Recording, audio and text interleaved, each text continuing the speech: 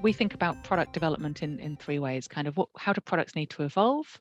Where do we need new products, and where do we need to maintain capacity for businesses in transition? So there's and there are evolutions in each of those sectors. So if we think about the products that need to evolve, we need to be doing some really basic things like looking at our property policy wordings and ensuring they allow our clients to rebuild in the way that they would following a loss. So build back better, some sort of alternative endorsements that contemplate resilience. There's innovation around some of the areas where we need to maintain coverage, where insurers are looking to withdraw capacity. So in the energy sector and in North America, we're seeing some insurers bring in climate change exclusions. And so does that mean that we need to create a whole new insurance class? How do we defend against that erosion of coverage? So innovation there. And then there are some of the new products, thinking about carbon trading, some of the long tail liabilities around carbon capture and storage. And we haven't even touched on all the innovation that's going to be needed as we think about the technology innovations that will be required to get to net zero. So there's a lot going on.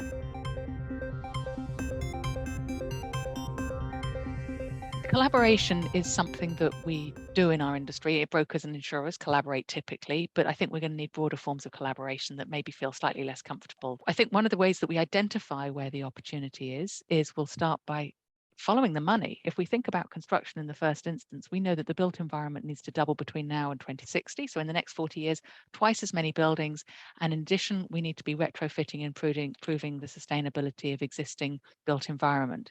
And so collectively, we know that there is massive opportunity, but also we need to be creative in making sure we're supporting the industry by developing products. So how do we come together?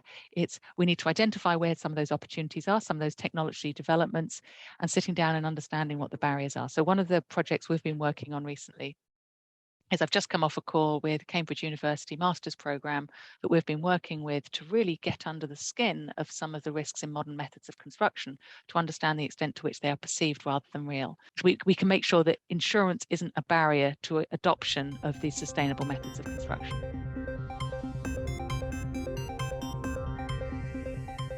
I think the insurance industry is really good at innovation, by the way. I think we are excellent at it. I just don't think we're always fast enough.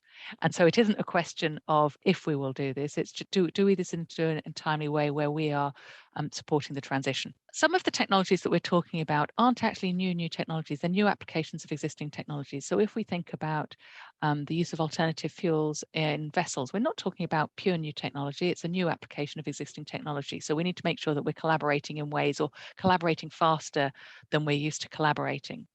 And I think that's going to be one of the challenges as well for underwriters is we're going to be saying, well, you have a pocket of experience here, but we now need that pocket of experience being used in a different class of insurance. So making sure the internal collaboration with insurers, the clients that understand the technology.